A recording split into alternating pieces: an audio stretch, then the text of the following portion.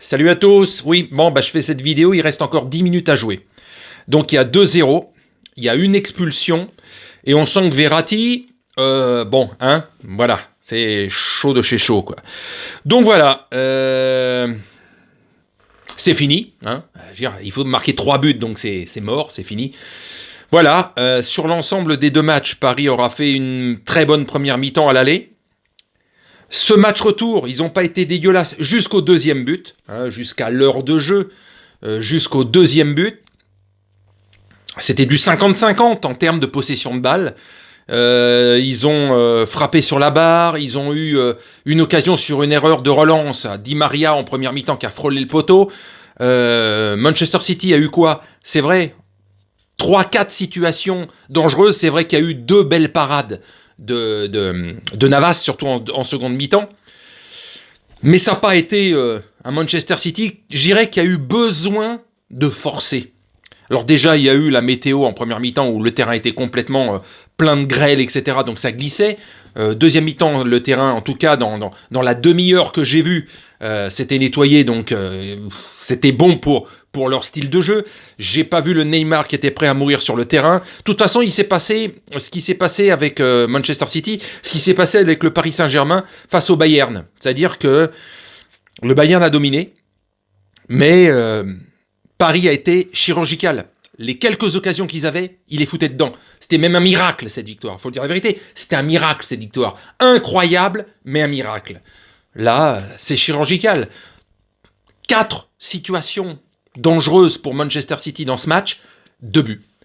Donc, jusqu'à ce que je fasse cette vidéo, on est à la 80e minute. Donc, il me manque les 10 dernières minutes, quoi. Mais peu importe, je dis, c'est mort. Donc voilà, c'est encore pas pour cette année. Et la question qu'on peut se poser depuis des années, est-ce que ça arrivera un jour pour Paris? Est-ce que des joueurs qui vont décider ou pas de rester ou de partir, hein, style Kylian Mbappé, depuis le temps, là, ça fait 6 mois que les Parisiens attendent sa prolongation, et lui réfléchit. Va-t-il se barrer vers une équipe qui a voulu créer la Super League, mais qui est le plus grand club du monde en termes de Ligue des Champions? Est-ce qu'il va réellement partir cette saison à l'intersaison si le Real fait une bonne proposition financière? Je sais pas. Ça joue en équipe, Manchester City, comme le Bayern de Munich et comme Liverpool et comme le Real Madrid. Tous ceux qui ont gagné ces dernières années la Ligue des Champions, ça joue réellement en équipe. Paris, tu sens qu'il y a encore des failles. Tu sens que c'est... Il y a des joueurs qui ralentissent le jeu, comme Herrera, qui balance toujours des ballons en arrière. Icardi, qui a été fantomatique en première mi-temps, jusqu'à son remplacement. Tu remplaces pas Mbappé comme ça, quoi. Et si Mbappé, il est qu'à 60% de ses moyens, tu le fais pas rentrer parce qu'il sert à rien. Parce que son jeu, c'est la vitesse. C'est un dragster. Et si le dragster, tu lui mets du gasoil au lieu de mettre je sais pas, le carburant, du kérosène qu'on met pour les avions de chasse, ça va pas aussi vite, quoi. Ça. Donc voilà, c'est une déception, mais en même temps, ce match me laisse un sentiment bizarre de dire que Paris n'a pas fait tout ce qu'il devait faire, et ça, c'est ce que je craignais, de me dire qu'après, dans les interviews, ils vont dire « On savait que ça serait difficile, patati, patata », ce genre de discours après défaite. Mais il fallait le faire sur le terrain, bande de zarmoug. Il fallait donner à fond sur le terrain. Et j'ai l'impression, quand tu regardes ce match, qu'ils n'ont pas tout donné sur le terrain. Il y a quelque chose, parce que tu sens que Manchester City, ils n'étaient pas à 100% dans ce match. Sincèrement, Mahrez, quoi. Qu'est-ce que tu veux faire, toi? Un joueur de talent, lui, il loupe pas les occasions, quoi. Et puis, techniquement, balle au pied, c'est entre lui et De Bruyne, c'est du très lourd, quoi. Faut dire la vérité, c'est du très lourd. Donc voilà, j'arrive même pas à être déçu, abattu. C'est un sentiment c'est à la fois un gâchis, et tu sens que, voilà, tout ce qui allait bien ces dernières semaines, tout le monde était dispo, etc. Gay qui était suspendu, Mbappé blessé, tu te dis, ça y est, la Shkoumoun revient. Et Verratti, qui depuis qu'il est né, lui, il ne fait que gueuler, il ne fait que monter en pression. Il déconnecte complètement à chaque fois dans un match. Le mec, jusqu'à sa mort, ce mec, tu n'arriveras pas à maîtriser tes nerfs, quoi. Donc, quand c'est pas le physique, quoi.